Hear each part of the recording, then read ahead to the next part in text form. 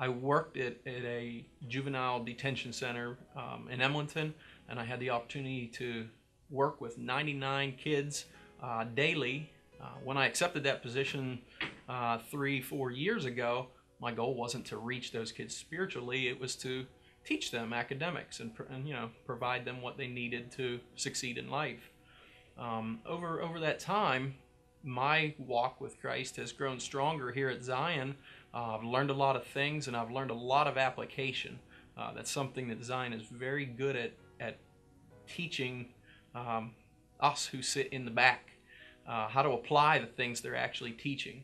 One night when my wife and I were out to eat, we were talking with some friends who we met at a restaurant, and I was asking the gentleman some questions about running a business, because I'm not a businessman.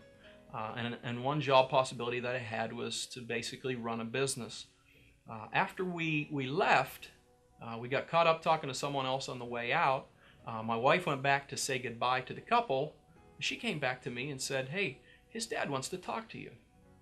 So I went back and I inquired what he was looking for. And he asked me if I was looking for a job, and I said, "I'm not looking." I said, "I'm happy where I'm at. I'm good at what I do, but I'm definitely open to the possibility." And he went on to tell me that there was a sales consultant job at the place that he was the president of that division.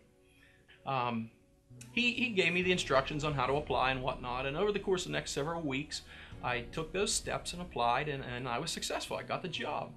I didn't accept it right away, though. I, of course, wanted to talk about it with Sarah, and I prayed about it a lot, which is something I hadn't done on many of the jobs that I've had before. I just kind of went on a whim and what I thought was best for me in my situation. I prayed about it a lot, and I even said to God, if there's a way that I can reach people more than these 99 troubled kids on a regular basis, I'll be glad to do it.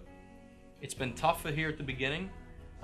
Hasn't been easy as far as learning the product. There's lots and lots to learn.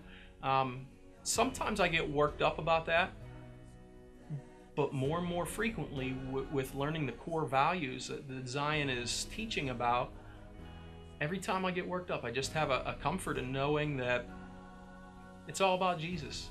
It's not about me.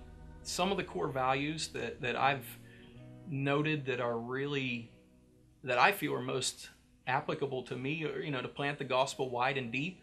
Again, I have that opportunity on a daily basis as I go out and visit with local business people. I can plant it right here. I'm currently unemployed, so I'm not working right now.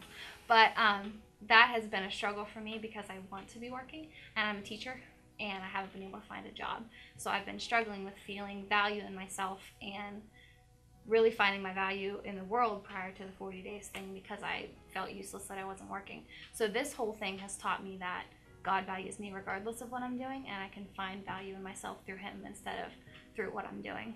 The Mary versus Martha passage in Luke, when Jesus tells Martha that she's worried about many things and that she needs to just cool it.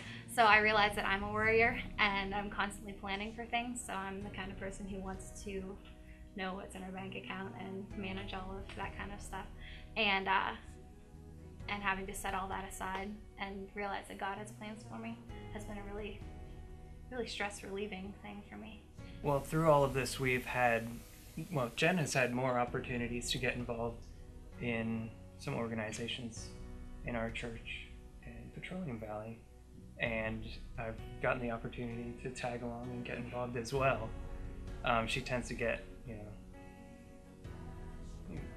kind of go out and get involved in things, and I tend to kind of sit back, and then she'll drag me in, and I'll enjoy it. So yeah, I think that's been one of the biggest blessings, is that Jen has had time to really minister to people that she wouldn't have had if she was, if she were working.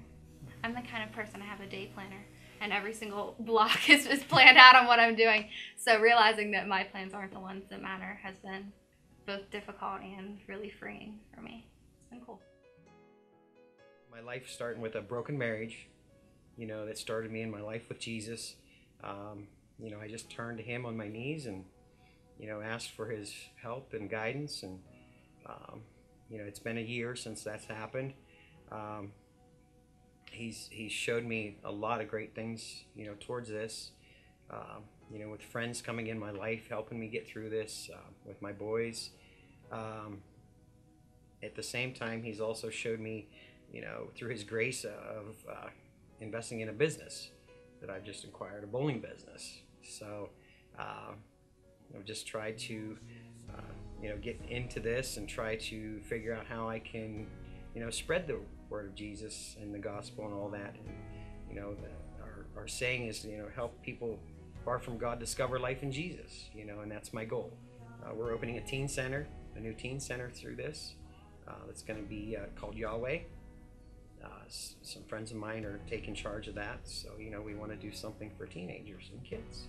The relationship with life groups has been awesome. I mean, they've shared with me. They have similar stories that I have. It's helped me, get through this. It's not been an easy journey for me. It's been tough, a lot of heartache, but they've walked me through a lot of it, shared with me, and they've been there for me. Just like yesterday Saturday at my open house, they were all there, my whole life group. Just shared the whole day with me, and actually another life group came too that, I didn't even know they were coming. I just asked for prayers, to keep things, help keep me focused on what my journey is through this, for this. It's just telling, God's just, I think, trying to tell me that, through this business, I want to try to get people to focus, as to find their faith, find faith, or even help people that don't know Jesus.